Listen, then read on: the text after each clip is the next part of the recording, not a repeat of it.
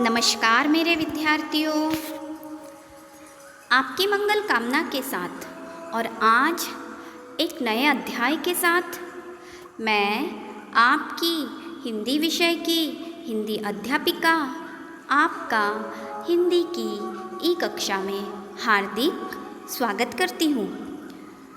विद्यार्थियों, आज हम कक्षा 6वीं में विषय हिंदी में पाठ्यपुस्तक ज्ञान सागर से पाठ 7 सुंदरलाल का तीसरा भाग अध्ययन करने वाले हैं। विद्यार्थियों, सुंदरलाल इस पाठ के पहले और दूसरे भाग में हमने अध्ययन किए थे कि सुंदरलाल को पेड़ पौधों में बहुत अधिक रुचि है। जंगल से बीज उठा लाता और उससे पौधा तैयार करता। अर्थात सुंदरलाल का मानना है कि यह पेड़ पौधे जो है हमारे माता पिता समान हैं। पेड़ पौधों में रुचि होने के साथ साथ ही सुंदरलाल पढ़ाई में भी बहुत अच्छा था, होशियार था। सुंदरलाल का मानना है कि जिस प्रकार से एक माता अपने बच्चे की जिस तरह से देखभाल करती है, उसी प्रकार से ये पेड़ पौधे धूप वर्षा जाड़ा धूल आदि सब सहन करके हमें सुख प्रदान करते हैं। पेड़ पौधों की देखभाल या पेड़ पौधों की रुचि के साथ साथ सुंदरलाल 20 वर्ष का हो जाता है।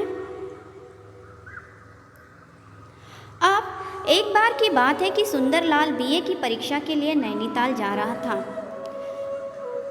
वह रास्ते में क्या देखता है कि कुछ लोग बहुत से पेड़ काट रहे हैं। यह देखकर उसका मन बहुत व्याकुल हो उठता है।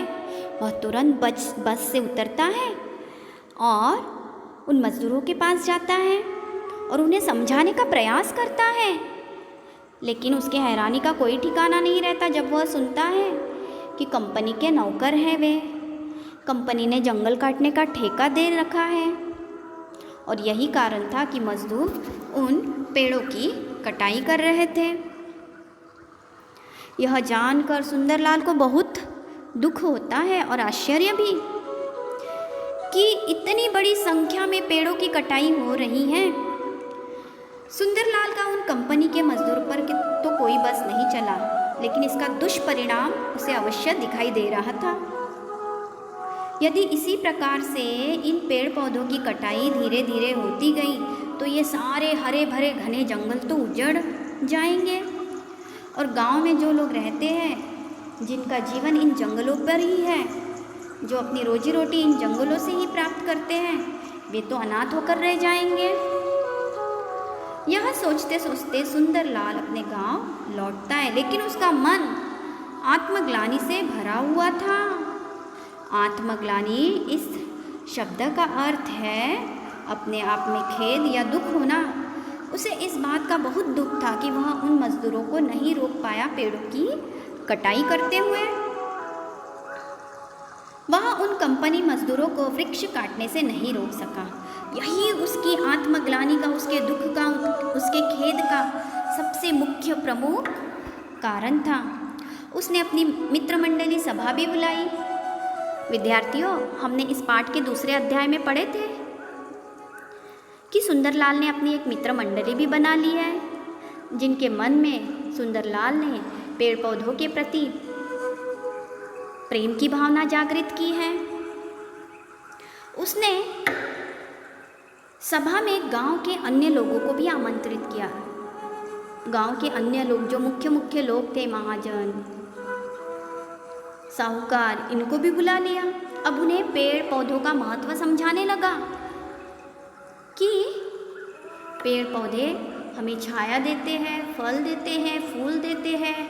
पेड़ पौधों से हमें शुद्ध हवा मिलती है, पेड़ पौधों से औषधियाँ बनती हैं।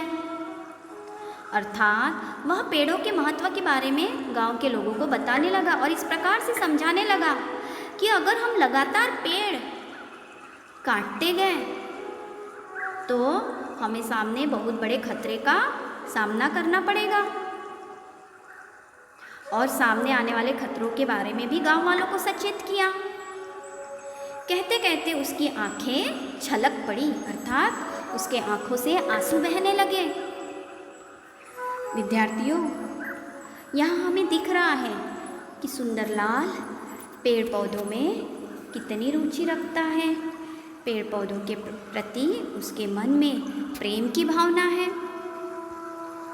आगे ऐसा लग रहा है कि ये कुल्हाड़ियाँ मेरे माता पिता के शरीर पर चल रही हैं। अगर इसी तरह से इन पेड़ों की कटाई हो तो जंगल उजड़ जाएंगे। जब वह पेड़ों का महत्व समझाने का प्रयास करता है सुंदरलाल, तो उसकी आंखों से पानी गिरने लगता है। सुंदरलाल कहता है, जब इन पेड़ों की कटाई होती है तो मुझे ऐसा प्रतीत होता है कि मानो मेरे माता पिता के शरीर पर कुल्हाड़ियाँ चल रही हो। सुंदरलाल अब तक बीए उत्तीर्ण कर चुका था, ग्रेजुएशन हो चुका था।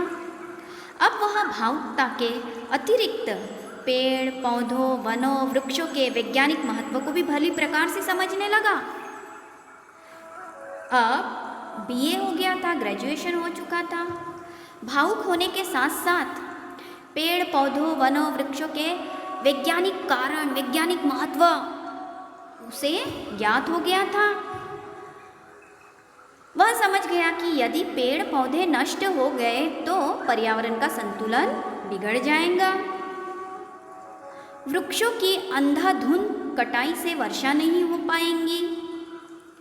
वर्षा न होने से सूखे की स्थिति उत्पन्न हो जाएंगी, अकाल पड़ जाएगा। बारिश नहीं आएगी तो अकाल हो जाएगा, सूखा पड़ जाएगा चारों ओर। सूखा पड़ेगा तो खेती बाड़ी कैसे करेंगे किसान, जिससे अकाल की स्थिति बन जाएंगी।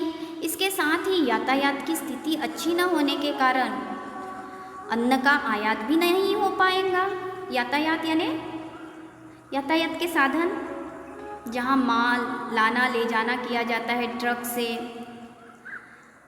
या फिर जहाज़ द्वारा भी आयात निर्यात किया जाता है, ट्रक द्वारा भी सामानों का आयात निर्यात किया जाता है। यातायात की स्थिति अच्छी न होने के कारण हम अनाज या अन्न का आयात भी नहीं कर पाएंगे। और दूसरे ग्रामीण लोगों के पास बाहर से अनाज मंगवाने के लिए धन भी कहाँ से आएगा? सूखा पड़ जाएगा, खेती नहीं होगी।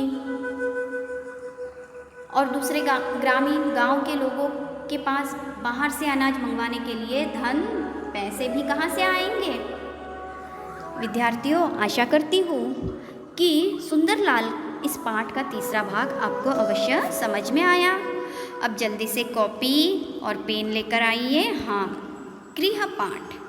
सुंदरलाल के आत्मग्लानि का मुख्य कारण क्या था? उसे इस बात का बहुत खेद था कि वह उन मजदूरों को रोक नहीं सका पेड़ काटने से। पेड़ पौधे नष्ट हो जाएंगे तो पर्यावरण का संतुलन किस प्रकार से बिगड़ जाएगा?